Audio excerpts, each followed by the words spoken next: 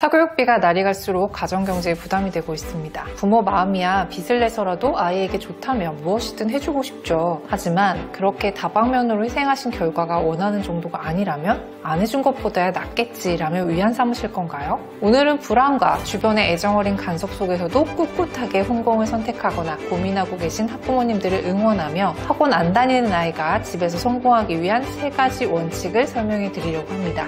꼭 끝까지 봐주세요.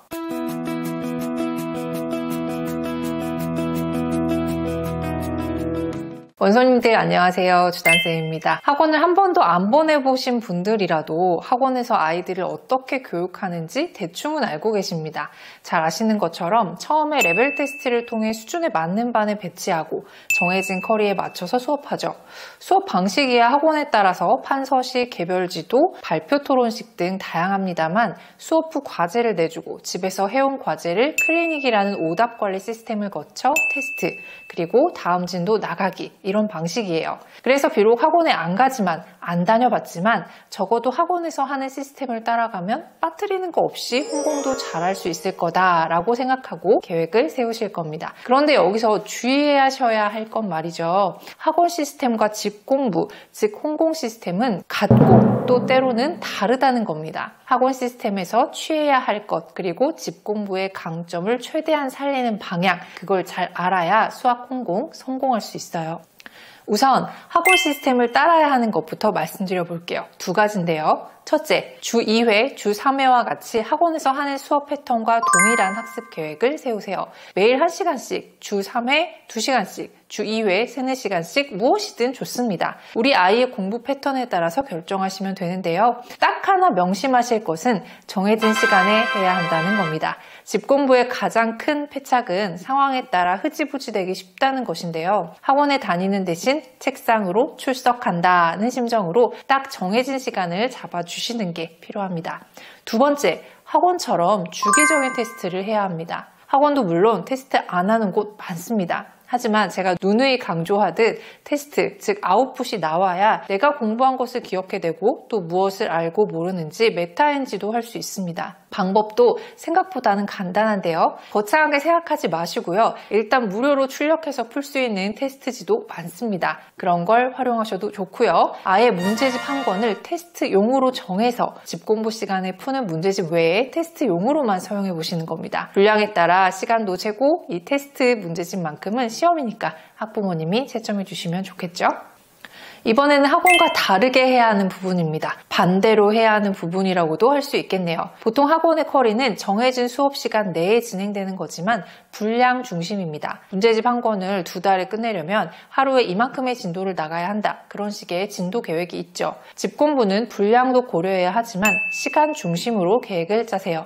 오해는 하지 마세요. 우리 아이의 공부 역량, 분량도 고려한 시간 중심입니다. 초등 저학년이라면 매일 기준으로 30분, 주 3회 기준 1시간, 주 2회 기준으로 1시간 반 정도의 공부 시간을 잡고 학년이 올라감에 따라서 또는 아이의 적응도에 따라서 15분, 30분씩 시간을 늘리세요. 결국에 수학은 고등으로 갈수록 엉덩이 싸움이기 때문에 수학 공부 시간과 그 안에 집중, 순 공부 시간을 늘리려면 어릴 때부터 차근차근 늘려가는 수밖에 없어요. 물론 강제적인 시간 조정은 안 되고요. 아이가 할 수 있다고 할 때 의논해서 조금씩입니다. 2번째, 학교 진도를 반드시 따라갈 필요는 없습니다. 선행 중심이라면 학교 진도 따라가는 게 맞습니다만 선행 중이라면 또는 후행 중이라면 3-1 다음에 3-2 그 다음에 4-1 이런 순서에 반드시 따라야 할 필요는 없다는 말입니다. 여기서 중요한 부분은 반드시예요. 물론 학교 진도, 다시 말해 교육 과정을 따라가는 것은 중요합니다. 여러 교수님, 연구자분들의 고심의 결과물이니까요. 하지만 아이에 따라서 계통적으로 공부하는 게 흥미나 효율 측면에서 더 나은 순간들이 옵니다. 예를 들어 사칙연산의 원리를 모두 배웠다면 자릿수와 수의 범위를 확장하는 공부를 한 번에 하는 것도 의미가 있거든요. 그걸 재밌어 하고 또 이렇게 배우는 게 더 빨리 이해가 되기도 합니다. 특히 초등에서는 계통학습의 용이한 문제집, 대표적으로 분수나 도형 등의 계통 문제집이 잘 나와 있어서 이런 학습이 훨씬 쉽죠. 또 초등 마무리하고 중등 준비하면서 수능까지 이어지는 초등 고학년 수학처럼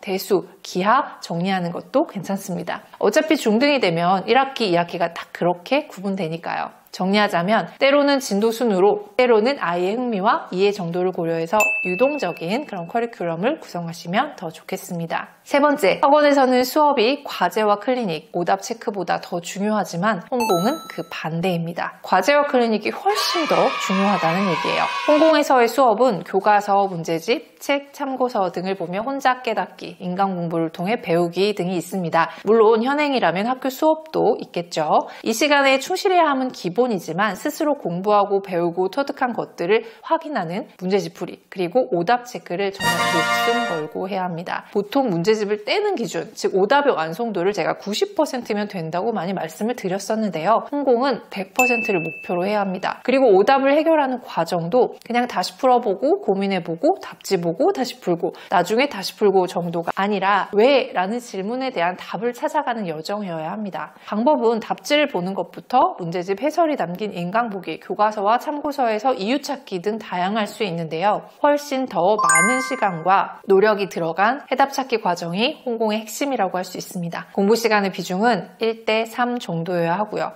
마지막으로 이렇게 홍공하는 아이를 위한 우리 부모님의 역할을 말씀드리겠습니다. 첫째, 공부 방법과 해결 도구를 준비해 주세요. 어떻게 공부하는 것이 좋을지 아이와 의논하여 결정할 수 있도록 여러분이 나서서 여러 방법을 찾아보셔야 합니다. 개념 공부는 교과서를 볼지 어떤 문제집을 풀지, 인강은 어떻게 활용할지가 있을 수 있고 단계별로 어떤 문제집을 풀어볼지, 오답은 어떻게 처리할지, 모르는 문제는 어떻게 해결할지 등이 대표적이죠. 그러기 위해서는 여러분이 수학 공부법에 관한 공부를 많이 하셔야 합니다. 교집합 스튜디오도 자주 들여다봐 주세요. 만약 찾다 해결이 안 되면 온라인 과외나 학원을 활용해 볼 수도 있습니다. 그래도 홍공하려고 마음을 먹었고 또 시도해 본 후이기 때문에 학원에 보내더라도 잘 배우고 있는지 눈에 불을 켜고 지켜보실 수 있는 기준이 생기셨을 겁니다. 그리고 홍공이든 학원이든 지금 하는 공부가 갑자기 힘겨워지는 아이에게 다른 방법과 방향성을 제안해 주실 준비도 필요합니다. 공부의 주체는 아이라서 결국 최종 선택은 아이가 해야 하지만 우리는 옳은 선택을 위한 선택지를 준비해 줄 의무가 있다고 생각합니다. 두 번째, 홍공 스케줄 관리를 해주세요.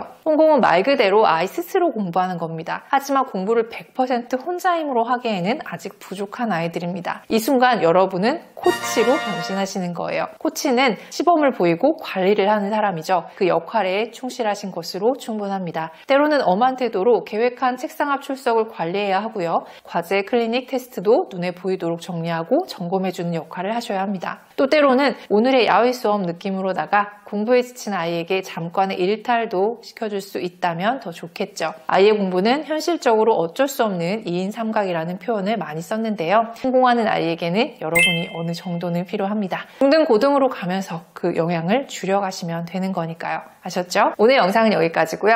홍공하는 수많은 아이와 그 아이들의 러닝메이트 학부모님들을 응원합니다. 저희가 지금까지 그리고 앞으로도 여러분을 돕고 또 나눌 수 있는 것들이 많이 있으니까요. 관심 있게 지켜봐 주시기를 바라고요. 오늘 영상이 도움이 되셨다면 좋아요 한 번만 꼭 눌러주시기 바랍니다. 그리고 혹시 구독 안 되신 분들 구독 버튼도 꼭 눌러주세요. 구독 안 하시면 놓치는 영상이 있으실 수도 있으니까요. 그럼 저는 다음에 또 유익한 영상으로 인사드리겠습니다. 감사합니다.